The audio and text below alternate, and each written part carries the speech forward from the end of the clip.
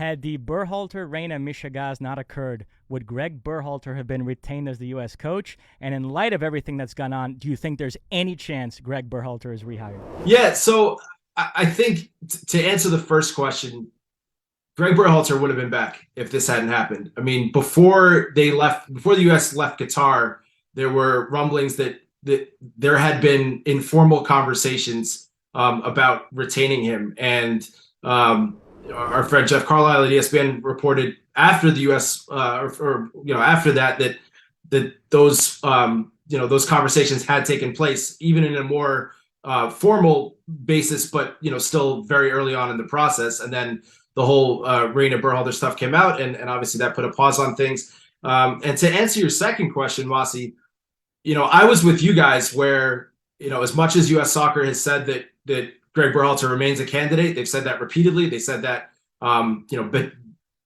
pending the outcome of the independent investigation that was conducted, that if his name was cleared, essentially there was no other things that was found in that report, that he would remain a candidate. And indeed, when it came out, they said yes, he still is in the mix.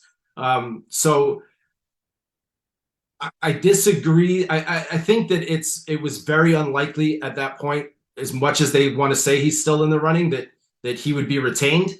The more time goes on, and the more you have people like Christian Pulisic come out and say, we think this was unfair, that we think Greg did a good job.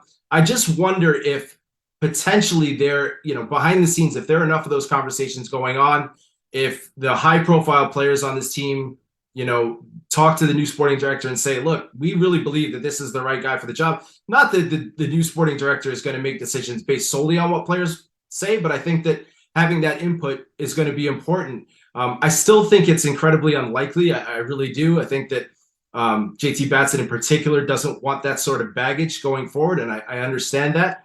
But I think the door is open a little bit more than it was, say, 2 months ago.